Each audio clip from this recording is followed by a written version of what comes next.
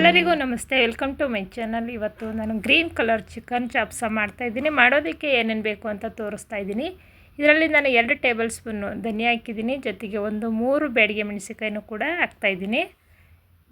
ಇಲ್ಲಿ 1 table spoon ಮೆಣಸು, 1 table spoon ಗಸಗಸೆ, ಇಲ್ಲಿ 1 ಬೆಳ್ಳುಳ್ಳಿ, 1 ಈರುಳ್ಳಿ, ಚಕ್ಕೆ, ಲವಂಗ, 8 ರಿಂದ 10 ಹಸಿಮೆಣಸಿನ್ಕಾಯಿ, ಹಾಗೆ 1 ಕಟ್ ಪಾಲಕ್ ಸೊಪ್ಪನ್ನು ನಾನು ಇಲ್ಲಿ ಬಿಡಿಸಿ ತೊಳೆದು ಕಟ್ ಮಾಡಿ ಇಟ್ಕೊಂಡಿದ್ದೀನಿ. ಇದರಲ್ಲಿ ನಾನು ಒಂದು ಅರ್ಧ ಕಪ್ ತೆಂಗಿನಕಾಯಿ, ಒಂದು ಸ್ವಲ್ಪ ಕೊತ್ತಂಬರಿ ಸೊಪ್ಪು, ಸ್ವಲ್ಪ ಪುದೀನ ಸೊಪ್ಪು, ಜೊತೆಗೆ ಇದರಲ್ಲಿ ನಾನು 1 ಕಿಲೋ ಚಿಕನ್ನ ತೊಳೆದು ರೆಡಿ ಮಾಡಿಟ್ಟಿದ್ದೀನಿ. ಇವಾಗ ನಾನು ಸ್ಟವ್ ಹಚ್ಚಿ ಒಂದು ಬಾಣಲಿನ ಇಟ್ಕೊತಾ ಇದ್ದೀನಿ. ಇದಕ್ಕೆ ಸ್ವಲ್ಪ ಎಣ್ಣೆನ ಹಾಕೋಣ. ಇವಾಗ ಎಣ್ಣೆ ಕಾದಿದೆ, ಇದಕ್ಕೆ ನಾನು ಮೆಣಸನ್ನ ಹಾಕ್ತಾಯಿದ್ದೀನಿ. ಇದನ್ನು ಜಸ್ಟ್ ಹಾಗೇ ಹುರಿದಿಟ್ಕೊಳ್ಳೋಣ. ಜೊತೆಗೆ ನಾನು ಧನಿಯನ್ನು ಹಾಕ್ತಾಯಿದ್ದೀನಿ. ಧನಿಯನ್ನು ಕೂಡ ಹೀಗೇ ಹುರ್ಕೊಳ್ಳೋಣ. ಇದು ನಾವು ಹುರಿಬೇಕಾದ್ರೆ ಬೇಗ ಆಗಲಿ ಅಂತ ನಾವು ಸ್ಟವ್ನ ಜಾಸ್ತಿ ಮಾಡಬಾರ್ದು, ಮೀಡಿಯಮ್ ಫ್ಲೇಮಲ್ಲೇ ಈ ರೀತಿ ಹುರ್ಕೋಬೇಕಾಗುತ್ತೆ. ಇದಕ್ಕೆ ನಾನು ಬ್ಯಾಡಗಿ ಮೆಣಸಿನ್ಕಾಯಿನೂ ಕೂಡ ಹಾಕ್ತಾಯಿದ್ದೀನಿ. ಈ ರೀತಿ ಹುರಿದು ಮಾಡೋದ್ರಿಂದ ತುಂಬಾ ಟೇಸ್ಟ್ ಇರುತ್ತೆ, ತುಂಬ ಪರಿಮಳನೂ ಕೂಡ ತುಂಬ ಚೆನ್ನಾಗಿರುತ್ತೆ.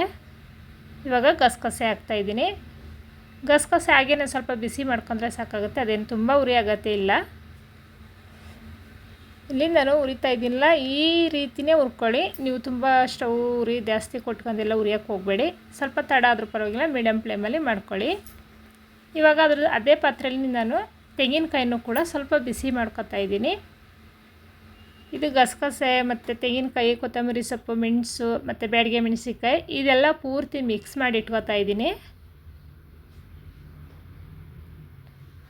ಇದಾಗಿನ ಸ್ವಲ್ಪ ಮಿಕ್ಸ್ ಮಾಡಾದ ನಂತರ ಇದನ್ನು ನಾನು ಬೇರೆದೊಂದು ಪಾತ್ರೆಗೆ ಹಾಕಿಡ್ತಾ ಇದ್ದೀನಿ.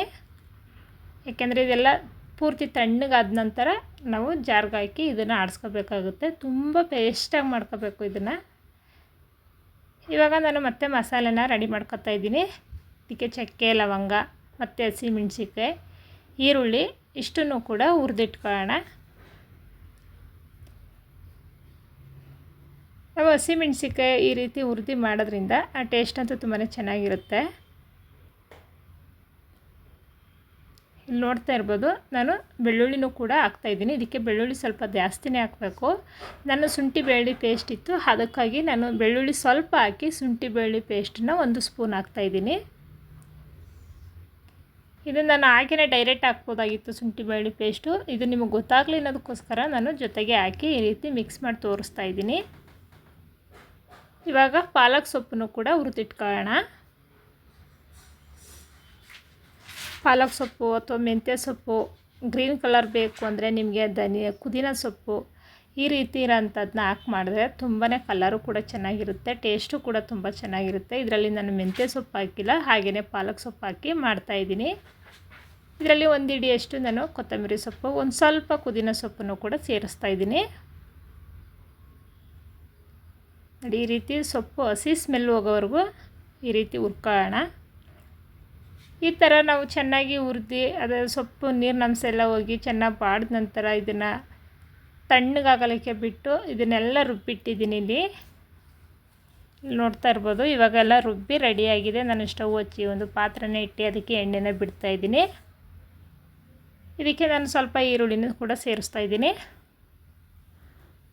ಈರುಳ್ಳಿ ಸ್ವಲ್ಪ ಕಲರ್ ಬರೋವರೆಗೂ ಈ ರೀತಿ ಹುರ್ಕೊಳ್ಳೋಣ. ಇದಕ್ಕೆ ನಾನು ಒಂದು ಅರ್ಧ ಟೊಮೊಟೊನೂ ಕೂಡ ಹಾಕ್ತಾಯಿದ್ದೀನಿ. ಈರುಳ್ಳಿ ಟೊಮೊಟೊ ಸ್ವಲ್ಪ ಬೆಂದಾದ ನಂತರ ಇವಾಗ ಚಿಕನ್ ಸೇರಿಸ್ಕೊಳ್ಳೋಣ.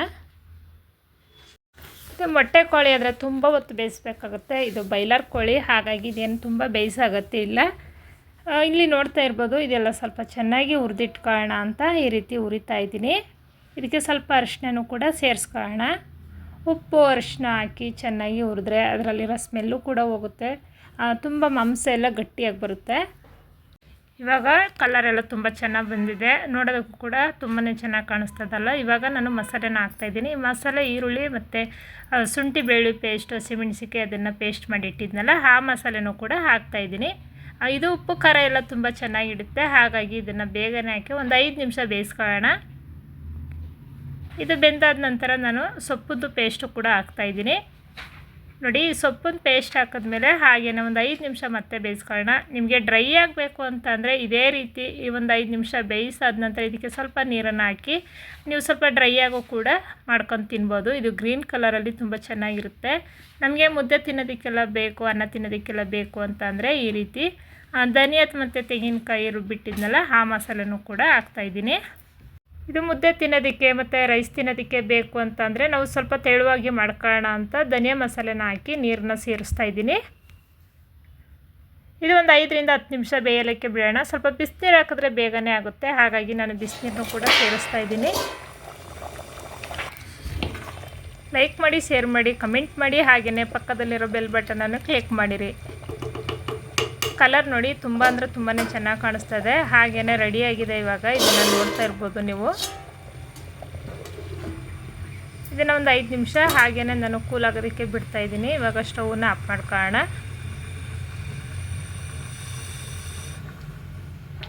ಇವಾಗ ಸರ್ವ್ ಮಾಡಿ ತೋರಿಸ್ತಾ ಇದ್ದೀನಿ.